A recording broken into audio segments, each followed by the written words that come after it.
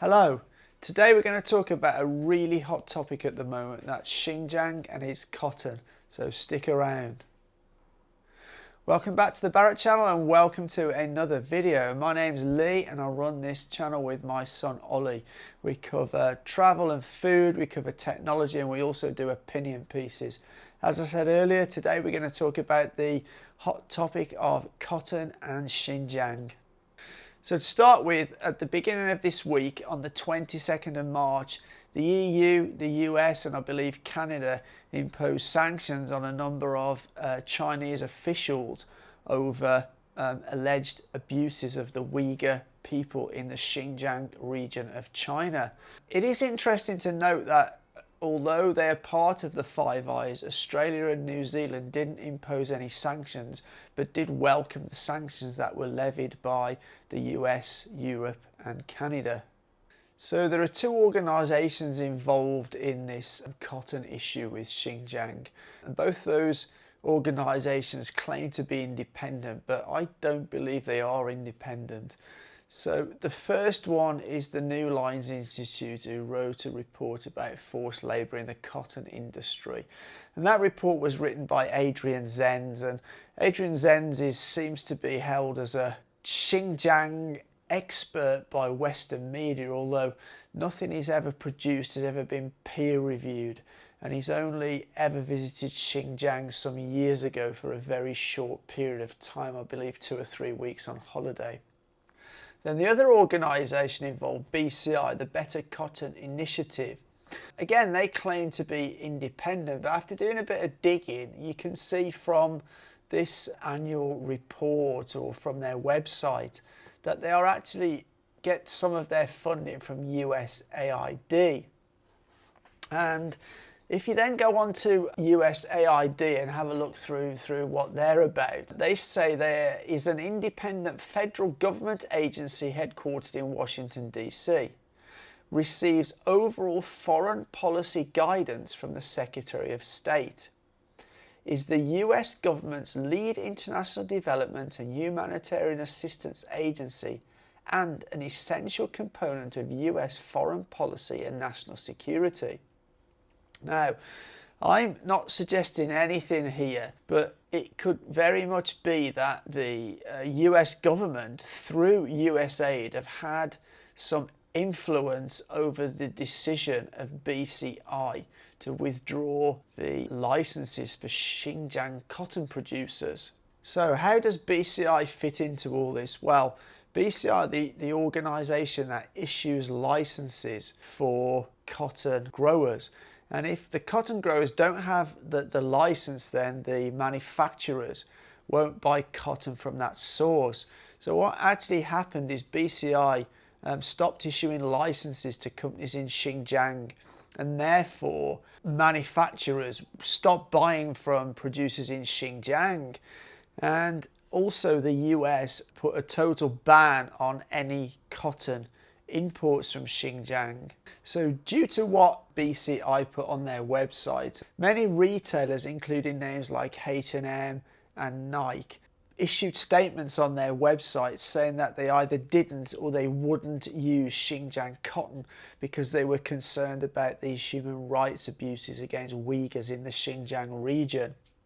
And this was picked up by Chinese consumers and quickly spread like wildfire on Chinese social media, and a number of celebrities and that who had been working for some of these brands decided to end their contracts, and a lot of Chinese consumers said they wouldn't buy any more from these brands.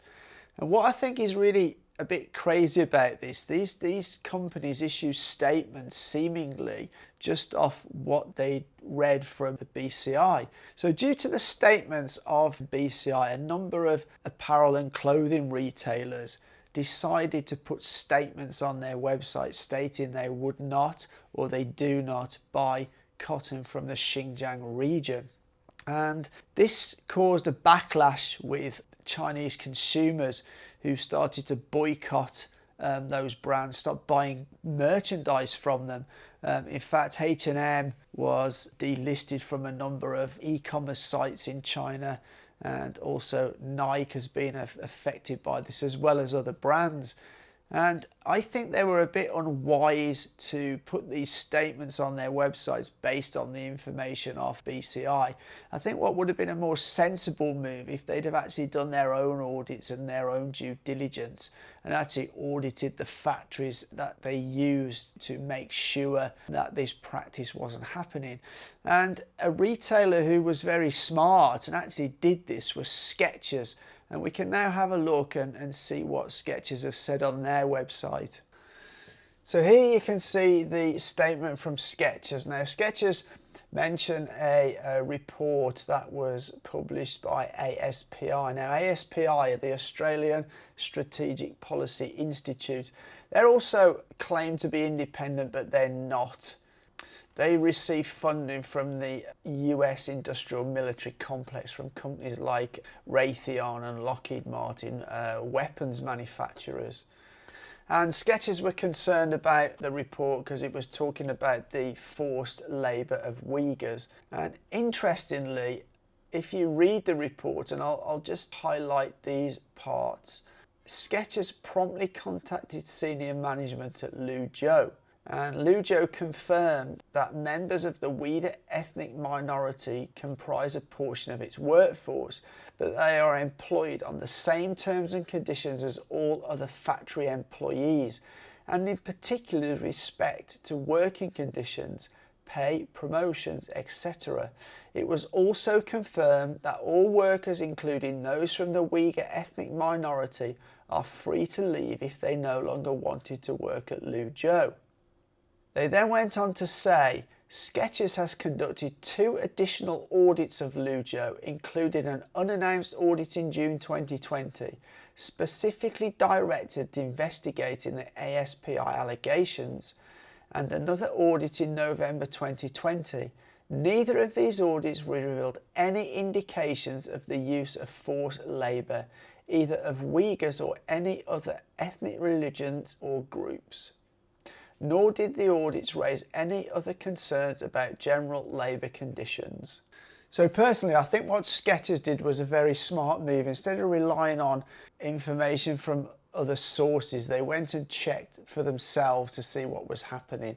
And as it says, they found no instances of any problems.